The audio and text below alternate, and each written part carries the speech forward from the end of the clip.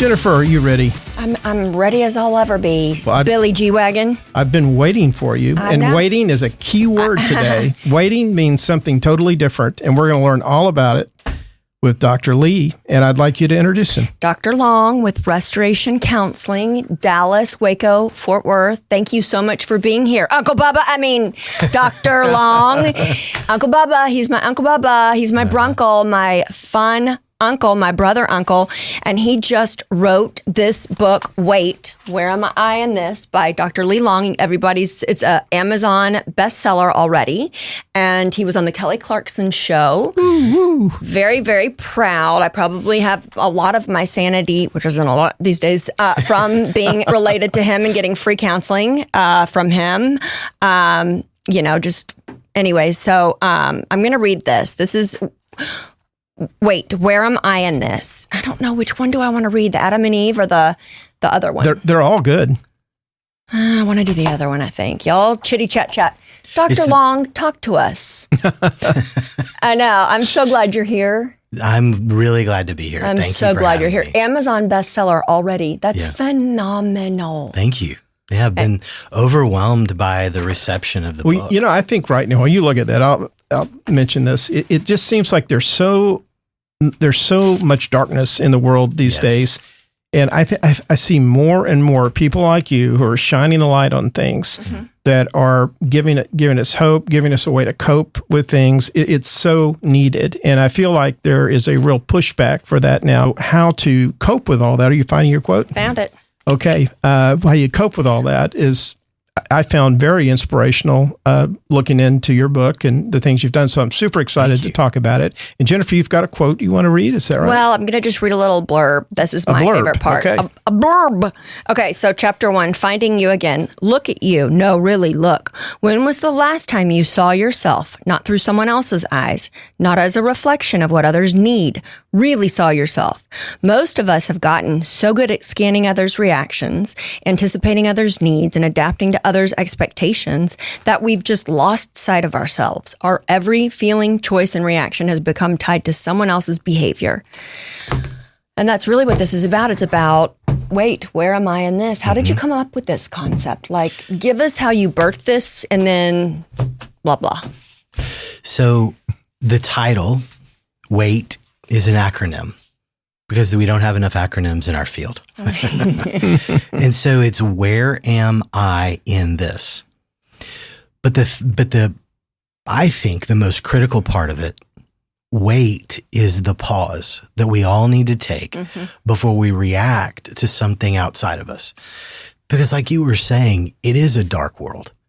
And in that darkness, one of the things that we tend to do to cope, and I've been a mental health therapist for almost 30 years. Where does the time go? Oh my God. Right? Lord Jesus. No, Lord Jesus. But one of the things that I see is it's almost like an epidemic. We tend to focus outside of ourselves in an effort to understand the world, to change the world. If my mother just had better boundaries, if my kids would just behave better, if my boss would just be less demanding, then I could. But we don't have any control over that. And so the question that I ask almost ad nauseum, I told somebody, I said, this is going to be my epitaph, is where are you in this?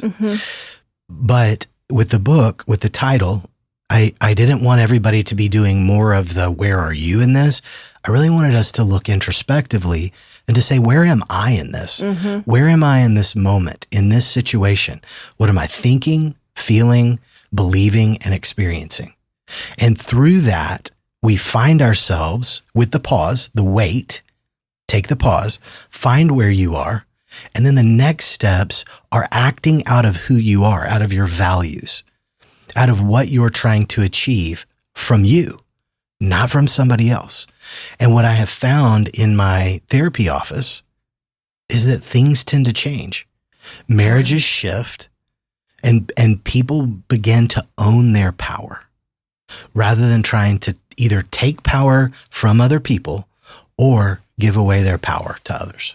I love that. I love when you shared with me when you're in a shopping mall and you're at this store and you want to go somewhere else, you go to the big map and there's the red dot, you're here and this is where you want to go. And then you take the steps necessary. Okay, I go this way down and take a left at Neiman's and that's life application. And then applying that to your life, like taking inventory, and saying, I'm here. Okay, now this is where I want to go. So kind of. Well, you can build a plan from that. All too often, look, I don't love going shopping, but when you walk in and you're trying to get to a particular store, right, you don't know where it is. If you don't locate yourself in that mall, you're going to be wandering around. Exactly. You may have been just a few hundred feet from it, but you took a different turn. And then you're just marching around the mall, wasting your, wasting my time. For those of you who love shopping, then who knows, maybe you're just making a bigger splurge out of the deal. But locating yourself helps you build that pathway to where you hope to be. And it helps you set up the plan. Like, what are your goals? Right. When it builds a bridge to other people. That's right. Also. Now I found that very interesting as I looked into your book some and got super excited about being able to talk with you today. But I really think that's so important. And I guess what I hear, tell me if I'm wrong or right, but knowing where you are is sort of predicated on either having a plan or making a plan. Like what you want to do with your life. I mean, that if you don't have that, you're kind of like a ship without a rudder. That's exactly right. Yes. So if you can't answer that question, maybe the first thing to do would be to make the plan. But can you expand some on that? I think if you don't know where you are, if I'm understanding your question correctly, if you don't know where you are, that's step one.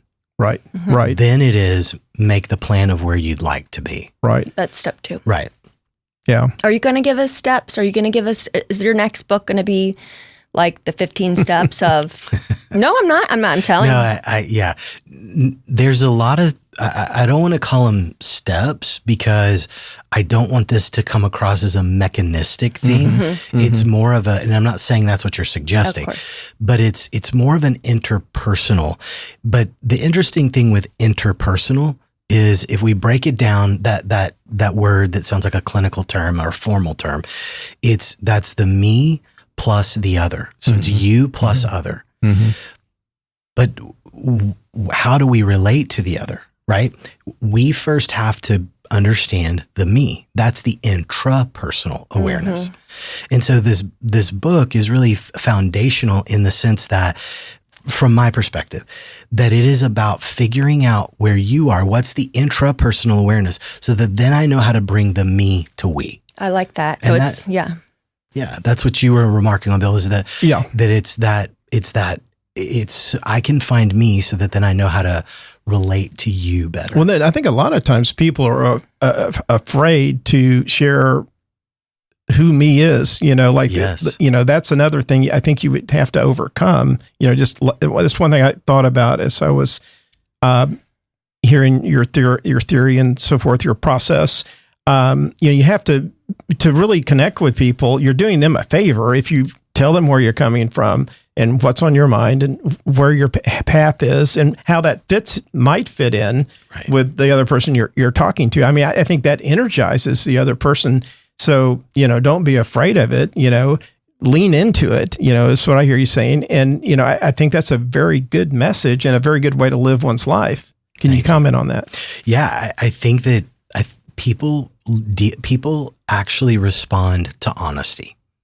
Yes. Now, the key though is that I don't walk in and say, well, here's what I think about you. Right.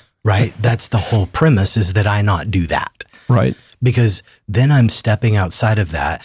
And the way that I conceptualize that is that I'm trying to potentially control the situation through telling you, well, here's what I think of you. Here are the 5 steps I'd like you to take to be different. Here are all the things that I think could better your life. Well, that feels awfully controlling and I'm living outside of me. Right. But if I give you a sense of where I am, and I say something to the effect of, there was a lot of traffic today. And it came down to a screeching stop. And I started thinking about, oh my gosh, I'm going to be late. I don't want to be late. I didn't want to communicate something negative. Well, that's me. And so if I come in and, my hair's on fire, for those of you who are just listening, I don't have hair. But that's why. It's you can go to Turkey for a hair transplant. We were just talking about that. No, I'm just kidding. No, don't come back looking like Chia Pet, Uncle Bubba. No, of course not. Dr. Long. Of course not. Of course not. But if I come in with my hair on fire, figuratively speaking, at least there's an understanding of where we're coming from. There's an understanding of who we are. Well, and Jennifer and I are both in real estate, and a lot of when you meet a client, is getting out of sort of out of them where they're coming from. Mm-hmm. But I always love it when if I'm talking to a client, they let me know up front, like from the receiving end of that. It's like, well, thank you for telling me where you're at. Let's deal with that instead of me having to guess or probe.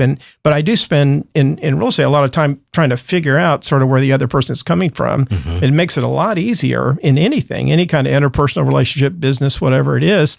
When if you like receiving that, well, then you kind of know there's a green light and it's good to give that, Right.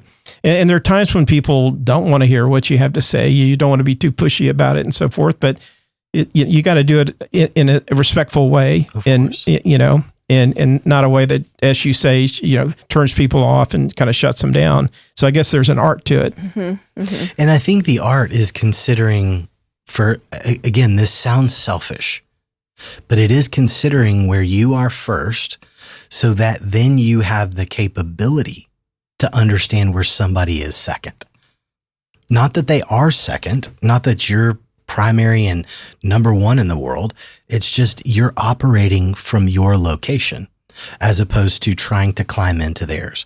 I often say, thinking about real estate, I often say it's like you live your life tutting about people's lawn and become an architectural critic of everybody else's home when you've never stepped foot in your own. Mm-hmm.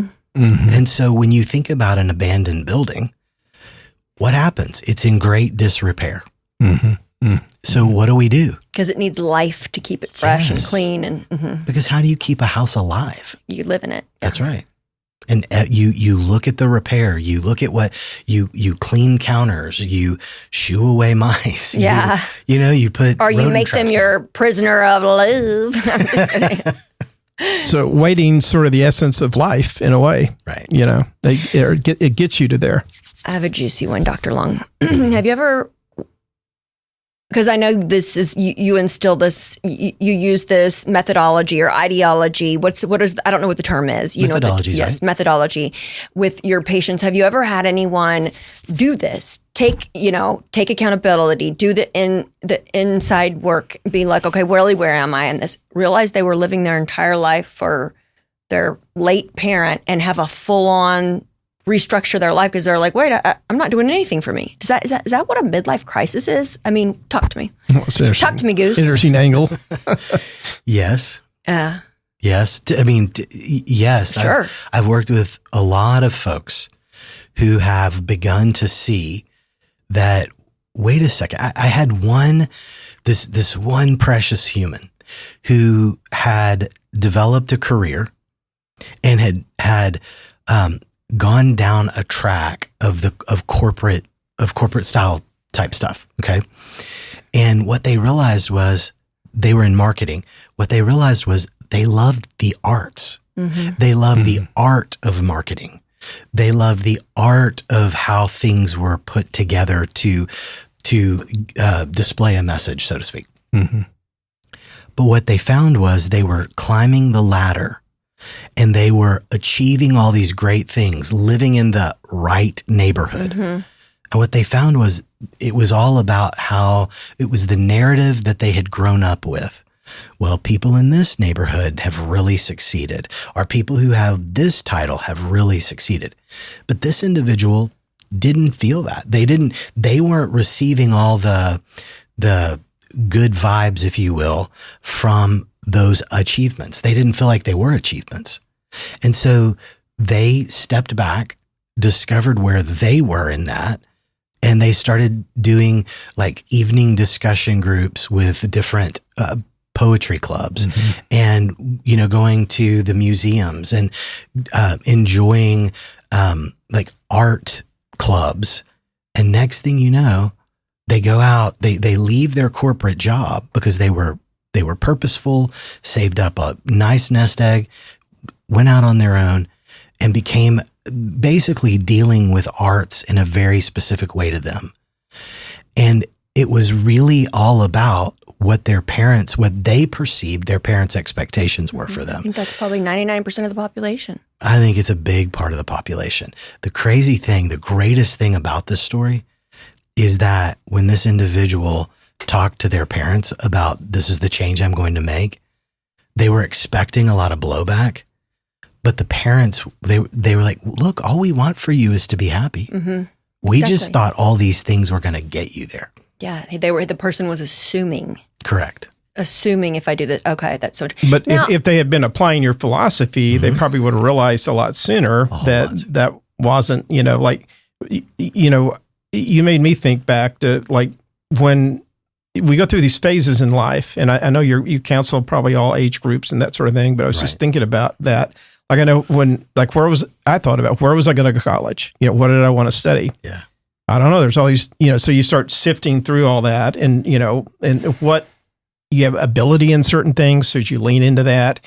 I know I wanted to study film when I love photography, like when I was in grade school, but my family had a family owned business, and they were very business minded, but I like business also. One that I didn't like business. So then like, what do you major in? Right. And so I ultimately majored in accounting and finance. I thought if I'm going into business, I'll just go hardcore on a business major. And then, the accounting profession, I knew I had to get out of within a few years, and real estate really fit me because making deals is creative. That's, you have to use your imagination and your personality to bring things about. Yeah. And so, different things where you kind of touch. And I can honestly say I really enjoy my work. I love the challenge of working with people. And as I photographed a wedding, for your family. So I think when I first met you, I've done the photography through the years, and I'm leaning into that a little more as I get older. That kind of, but being in the creative side of business really appealed to me. And so thankfully I didn't just go into if I'd stayed in accounting all my life, I'd have been an alcoholic probably, and I'd probably be dead or weigh 500 pounds right now. So I see the benefit of what you're talking about. And then we're always changing. And as we get older, we're always going through different sort of phases and, times in our life. So applying this should be a regular, it just seems like a really valid, what'd you call it? Not a procedure, but a methodology. It's a methodology, yeah. Really. It's a methodology that I believe is life application methodology that people can apply to their lives to make life easier. And we only get one life, and, possibly feel more fulfilled. So I think definitely feel more fulfilled. Absolutely. Yeah. I feel like also it's very much accountability, taking accountability, owning your part in any and all situations. How do you though, because some people are going to look at this and then be like, how do you do it and apply life application, apply the methodology in a way that doesn't jolt or hurt those around? Because, a lot of men struggle with midlife crisis. It just is what it is. I think statistically, you probably have a lot of patients that come in and they get a certain age and like, this is my life. And some of it's because of our DNA. Some of it's because of society. Like, how do you deal with someone? What was that movie, Moonstruck? Such a good movie. They finally figured out it's because they're afraid of dying. Like, why do men cheat? Because they're afraid of dying. Yeah, they're like, this isn't my life. I want something new. The grass is greener. So, how can you How can you braid this methodology in a way where ethically, also teaching people ethically, you can't just like dump your family and move on to what you think the grass is green. You know what I mean? Because people will use that as an excuse, possibly. I don't know. Devil's advocate. No, love the devil's advocate, because one of the questions that I get a lot is, aren't you with this question? Aren't you building self-centered, self-absorbed people who are leaning into that narcissistic bent? Yep. Because they need to know where they are in everything. Mm-hmm. And then, who cares? My kids, my family, my what? It's all about me. I want something that makes me happy. Mm-hmm. Yeah. That is a gross misunderstanding of the question. Continue. Because when you think about narcissism, when you think about self-indulgence, which is where I would put that, what you just said, is I would put it in the self-indulgent category. All about me. I'm going to make sure I have all of these things. Forget about my kids, forget about my family, forget about all that. That is self-indulgent. That comes at the expense of somebody else. Or more than somebody else's. Right. It Kids, can come yeah. at the expense of a whole lot of somebody else's. Mm-hmm. And so that is not what this question is for. This question is truly so that we can discover. When I have somebody who's in the midst of a midlife crisis, we'll call it, the first thing I ask them is, where are you? What's going on? Well, I'm miserable. Why miserable? Well, as you can imagine, that misery is usually external. Well, it's because, my wife is a nag, my kids are unruly, my work is too demanding. Do you hear them in there at all? I don't. I hear that they're receiving all of this, but I don't know what it means to them yet. So then my next question is, what are you thinking, feeling, believing, experiencing? And I go slower when I'm talking to them. But what are you thinking and experiencing and believing? And typically what it is oftentimes I feel overlooked. I feel unimportant. Mm-hmm. If I go to the salt mine, if you will, and I work all these hours and I come home and my kids are demanding that I go outside and throw the ball with them. And chances are the kids aren't demanding. They just haven't seen him all day and they don't know how to ask in a different way. And his wife is saying to him, oh, I need you to do this. And did you pick up that? And we really need to deal with this. And, little Johnny has had a struggle at school today. I really need you to help him with his homework. All of that, he feels overlooked and he feels underappreciated. Okay, there's your start line. You feel overlooked and underappreciated. Well, guess what? Changing your environment is not going to change those things because the same underappreciated, overlooked feeling guy is going to show up in a different environment with all the same feelings. Amen. So where I work with people is to say, and what the hope is with this book is to get this message to as many people as who will listen. Slow down, figure out what you're experiencing. If you feel overlooked and underappreciated, start there. Who do you start with looking at you? You got to look. It's what you read. Look at you. No, really look at you. The person staring back at you, look. Do you appreciate you?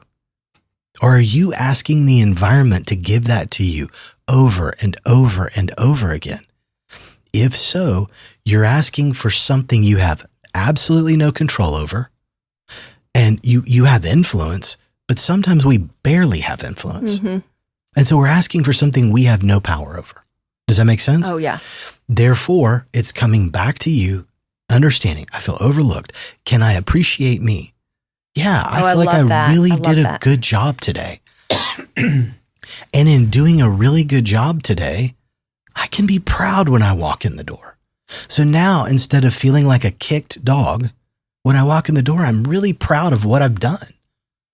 And then I get the, hey, Dad, you got to come throw the ball. It's like, okay, give me a minute, because I recognize that my reserves are low. Why?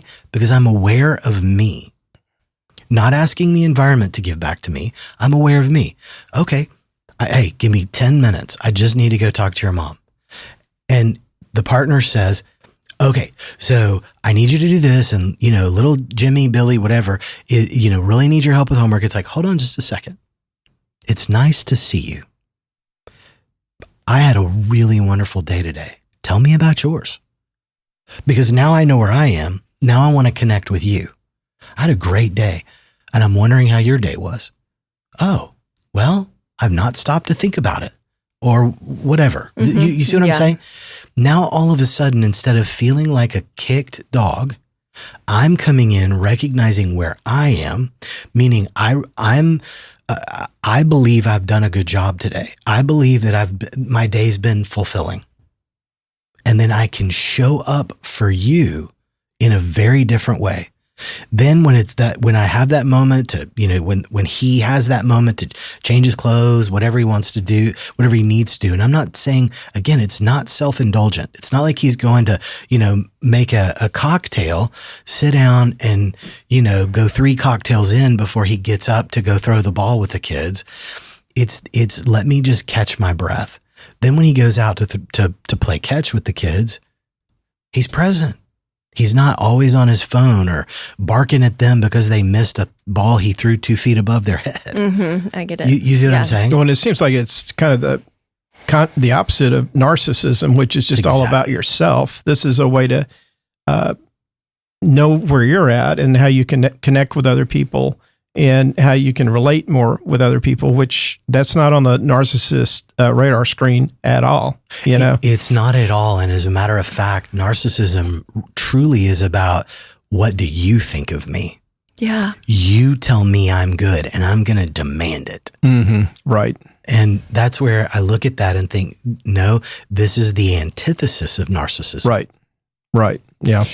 So I have a question. So every time, I don't know what marriage rates are or divorce rates. I don't know. You probably do. They're not good. Yeah. So every time someone cheats, man or woman, they're a narcissist, or is that just narcissist decisions, making selfish decisions, or? I think it's, to be really honest, I think it's incredibly complex. It's spiritual warfare, maybe? Yeah. Maybe there's a complexity to that why do people stray in their marriage? Whew, we could do a whole that's a whole other episode topic on that. Yeah. But I think it's because I've lost myself. I've lost a sense of what I believe my values to be. And I'm looking for something outside of me to help me feel good. Alive. Yeah. Yeah. I saw a meme and it was like this guy, I finally got the house and the wife and the kids and everything. Now I'm going to go cheat on her. Yeah. But I see this process sort of as introspection, and that, that can be it can be fulfilling, but it can bring up a lot of issues that are buried. There can be a lot of pain in trying to connect with all that and a lot of, suffering. And if you really apply the process honestly to it's like you have to go through a lot of crud to get to a better place. Is that part of the process typically, or? I think that's very well said. And yes, it's a big part of the process. Yeah. We have pattern. Look, I think people are genuinely good. I don't subscribe to this that people at their core are bad. Me too. I think I don't agree to that. Mm-hmm. And I think that there's a reason. Typically, I don't think people wake up and decide to do horrific things. I think that there's moments in life that set us on a trajectory. It's either the way we interpreted it or it's the way that it landed on us, however you want to say that. And it creates patterns in our world that we loop around until it comes to light. Mm-hmm. Once that pattern comes to light, then we know, okay, I've had this pattern so long, it's like a well-worn path. Well, what do I need to do? I need to make decisions earlier differently. Mm-hmm. Yeah. Meaning, if my pattern is to externalize and to ask everybody to tell me I'm good or to affirm me, then I need to early on stop and say, was I proud of that? Yeah, I like that. Mm-hmm. Mm-hmm. And then I can ask, well, and were you? Yeah. But it wears a new path. Yeah. Kind of rewiring your brain That's and getting exactly a new, what it's doing. right. And getting to the point where you like yourself, you love yourself, you know yourself in and out. So what other people think or don't think is sort of just cherry on top-ish, or? I think it's important feedback. Mm-hmm. Because if somebody, so we have 3 dogs, and when anybody shows up to our house, they go crazy. They go nuts and they bark. Well, I hate that. I don't love when a dog barks so much that it's senseless to me. Mm-hmm. You've alerted me. I see it. You're not my guard dog. And I have honestly, I have the greatest. I won the in-law lottery. The jackpot, whatever the best of the lottery is. That's a good lottery. Yeah. And I remember they came over and I was like, "Hey," and I yelled at the dogs right as I was opening the door. And my father-in-law, who's like the most gentle, calm, cool, He's collected so nice. guy, he said, "Whoa, that was a greeting." And it kind of stopped me. I was like, "Whoa, okay." And I kept on going. Well, the next day the dogs were running around outside and they were barking their heads off at our neighbors that shared a fence with us. And I walk over there telling, "Come on, dogs, come on, come on." They wouldn't come. And this really nice gentleman walks to the fence and says, "Hey, I'm so-and-so." And he gave me his name. And I said, "Hey, I'm so sorry that the dogs are barking." He's like, "Oh, we don't care." And I was like, "Luna." And I just yelled at the dog. And he was like, "Whoa."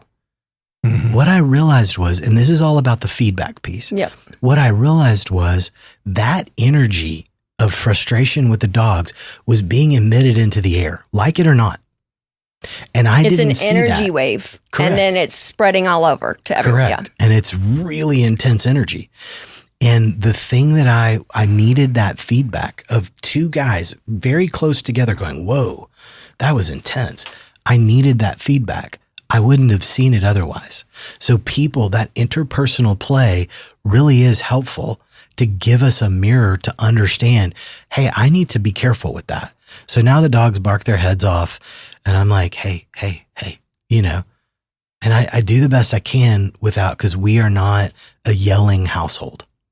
I drew a line in the sand 22 years ago and said, I will not yell at my kids. Yeah. And pretty much for the most part, I feel like I've been decent at that.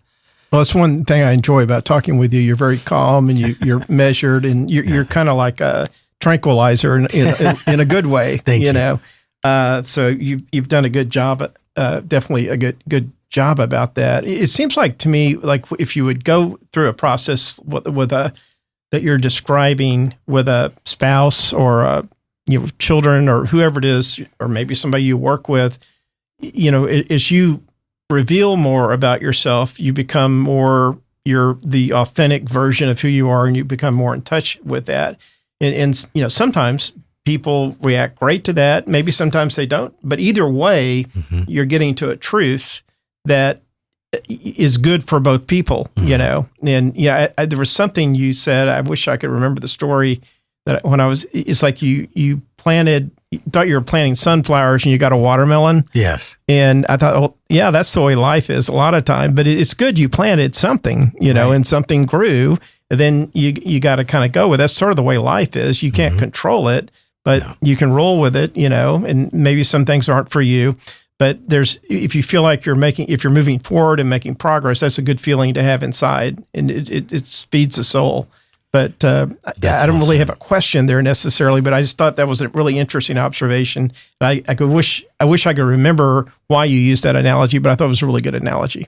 Thank you. Mm-hmm. Yeah, it's good. Yeah, I think that the one thing that I would caution everybody on is that our authentic self does not have to be shared with everybody. It can be ours. Right. And it's a matter of, I remember a long time ago telling my kids that, do you wear a parka into the shower? No. Do you wear a swimsuit to school? No. Do you wear, something to somewhere else? And their answer was no. What are you asking me this for? And I said, because are any of those things wrong? The parka, the swimsuit, your school uniform, are any of those things wrong? No. Why don't you wear the parka into the shower? Well, it's context. Mm-hmm. It's not a place that you are going to wear. That it's a context. Mm-hmm. And I said, people are just like that analogy. You contextually have to understand who are your shower people. Now, that can go off the rails really fast, but they understood what I was saying. Yeah, hypothetically. But right, who are the people that you can show all of yourself to?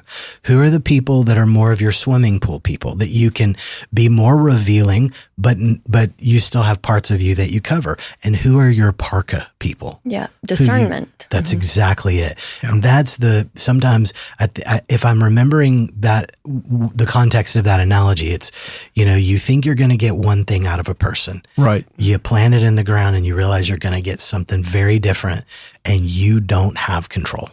Right. Exactly. And you didn't cause it, can't change it, can't control it. You just, And not in you your hula hoop. can't cure it. You can't That's cure it, not in your hula hoop. Right. And that's, what are you seeing more of? So you have so many clients, you have like a several year wait list.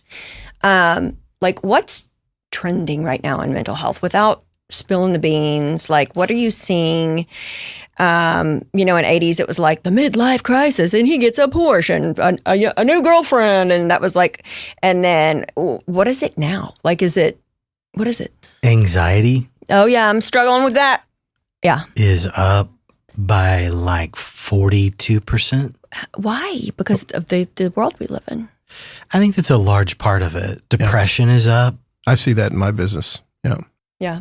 I read something like anxiety is not a bad thing. It's like in every tribe and every pack, there's one person that is highly intuitive, like a pin drops and they wake up, and that's helped the tribe, that helped the pack survive longer because they would know things before they happened or know to move to this place and hear something. And but in today's day and age, it can sometimes look like debilitating. Oh my gosh, the sky is falling. And then, so how do you balance that out?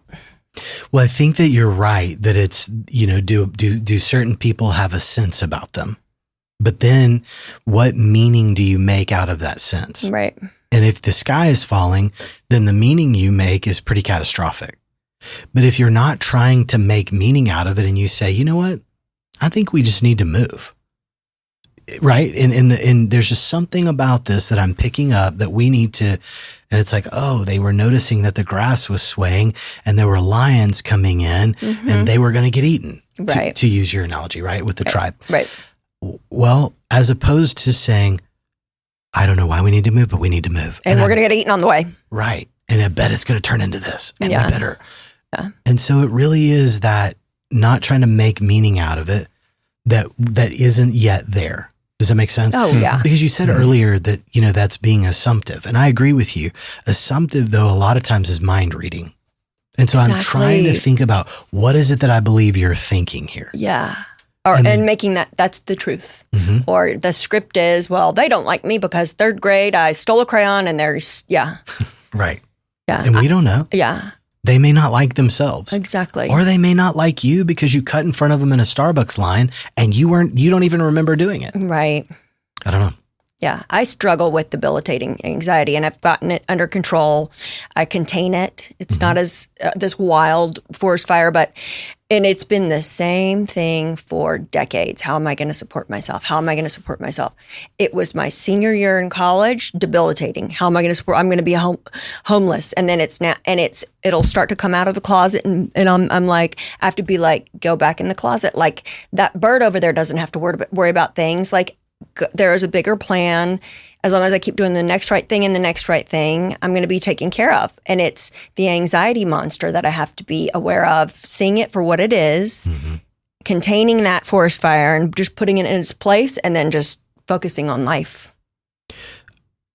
Yes. Wholeheartedly, yes. I think at the same time, it's also really discovering where am I? And again, let's walk. Yeah, let's do this. Where am I in this? Yeah. What are the things that draw up my anxiety? Well, because it's always at these pivotal moments. Okay. Is there truth in that pivotal moment? Sure. Makes sense to be anxious when you're a senior in college. It makes sense to be anxious about things when you are, basically a full commission salesperson. Right. Right. They talk about anxiety when the deals aren't coming in. Yeah. Right. Yeah.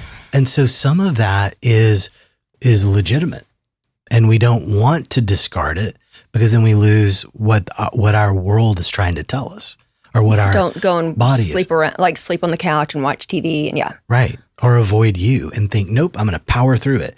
Because what tends to happen is when we power through it, it's like kinking an air hose, and you think, oh, I'm just kinking one hose. But that hose leads to other hoses that lead to other hoses. Next thing you know, I'm just an automated robot who just goes through life and has no feelings. It's like, well, but you don't want to get to the point where you have what's called anhedonia, which is this inability to feel joy. I feel nothing. Yeah. I can't tell you how many people I work with that get there. Is it because of drugs? Like, not bad, but is it because of medication, or is it just because they ignore themselves? It's a combo. That's a great question. Kind of a coping mechanism, isn't it? Yeah. At times it is, yes. Yeah. That's true. And so then I got this job in retail and I work all the time and I love it. And my anxiety about supporting myself has gone down. But yeah. That's good. Yeah, That's it is. good. I still have it though. It's still there. It's still Sure. the monster. And it's still like, what about when I'm older? And But see, that anxiety, I always say the definition of anxiety is trying to solve a problem that doesn't yet exist. that's exactly what I do. Therefore, there's no solution. Exactly. It doesn't exist yet. Exactly. And that's the loop. That's exactly the Well, loop I can that I'm trying to relate stop. something that's happened to me in the last, month or so. My business has been slower, because and that started giving me a lot of anxiety, which I normally don't necessarily have because I'm usually pretty busy. Mm-hmm. I have a lot of energy inside me. Even as I get older, I got tons of energy, and I need to be doing things. Very rascally energy at that. Yes, kidding. and yes, and so I've been doing a lot of prospecting and going out. And at first, it felt great. Like I've got all this marketing stuff together. It was tedious. Then I started. It's like now I got the gun. Now I got to shoot it, right?